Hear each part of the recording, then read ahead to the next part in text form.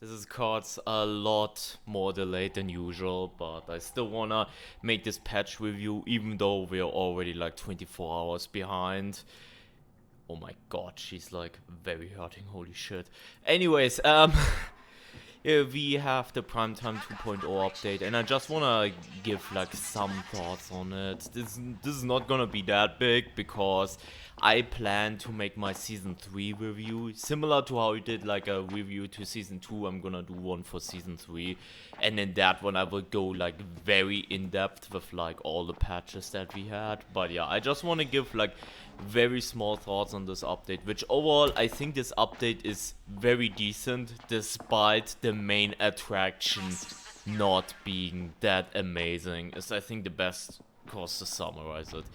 Elephant in the room, Primetime has not changed at all. Don't mind the C, by the way, I've only tried it once on stream. Primetime has not changed at all, which I think is a very, very wasted opportunity. I hope when they redo Primetime in the future, it has like some more to it. I haven't seen the trailer, but apparently some people also said in the trailer we saw like the Redeem Your Freedom, the new MK challenge with both Coil and Franco out, so it made like false hope that it would have changed, but now Primetime works the exact same way that it worked like before. It's just, it's a 50-50 whether you get like Gooseberry, Cole, or Franco, like what prime asset you get besides the prime asset that is present in the trial itself.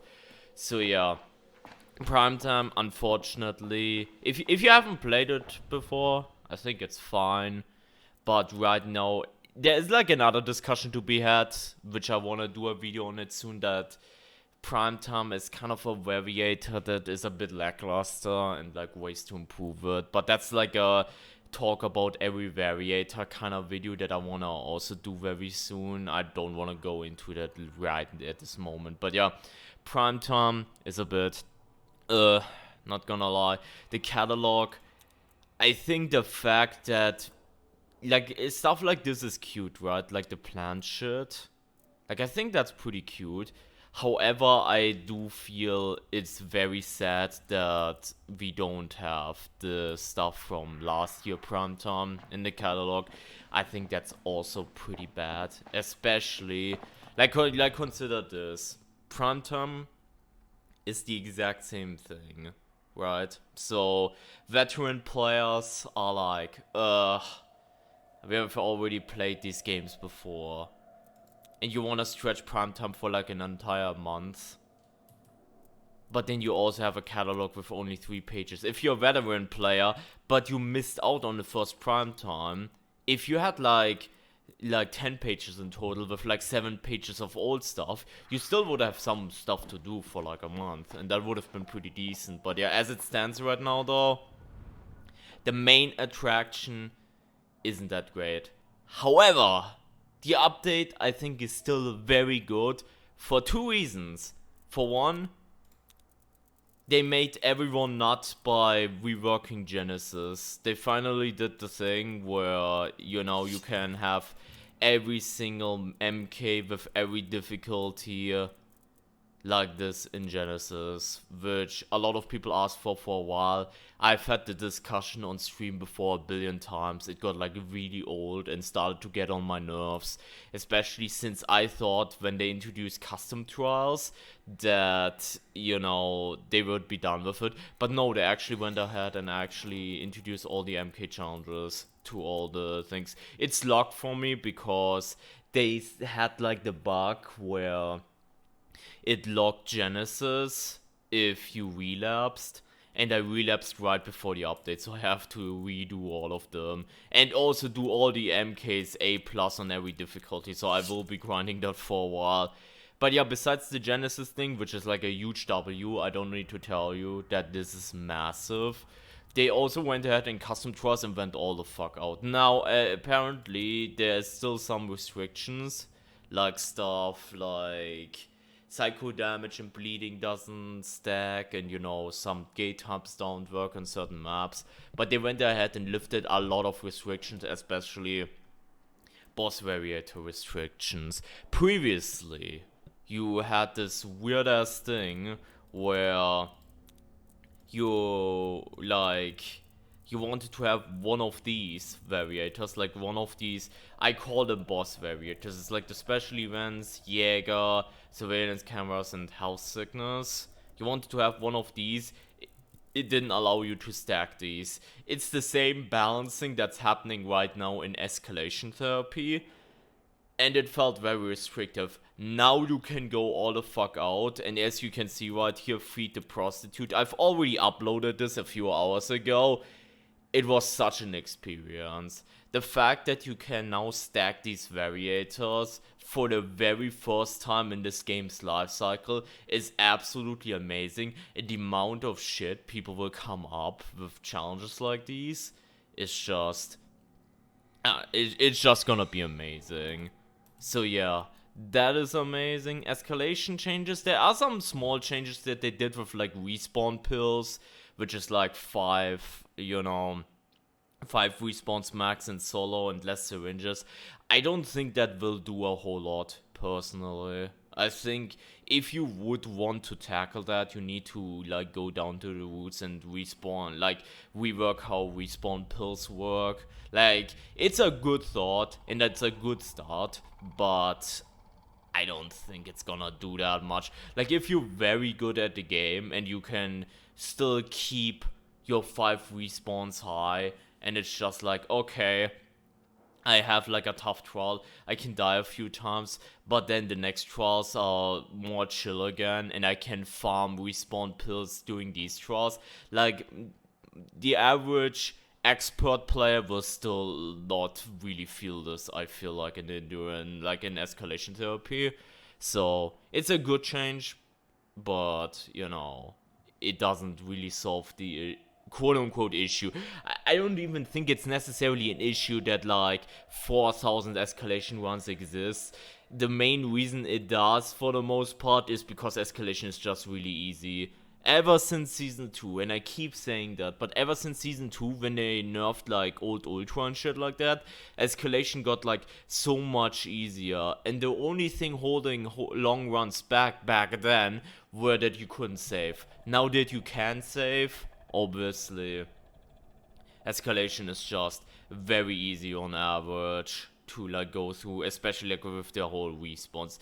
Not impossible to die on, but even then the saving made it so you can save scum and shit like that and reroll variators. So yeah, the whole like high escalation peak thing is more of an honor thing. Like, when I play escalation, for example, I don't use respawns at all, just to give it like a true permadeath feeling, but that's just how I play it. I'm not saying they should do it like that. That's just how I say I'm playing it personally. But yeah, like the whole peak thing is a bit, But that has been cooked. Like, all I'm saying is that has been cooked since season 2, when they like nerfed old ultra and shit like that. So yeah. Also, one thing I wanna mention, like on the side as well, is they nerfed stick together. Like, that needs some investigating, but they made it so stick together, which you can't even get in escalation, so you need to test it out in a custom.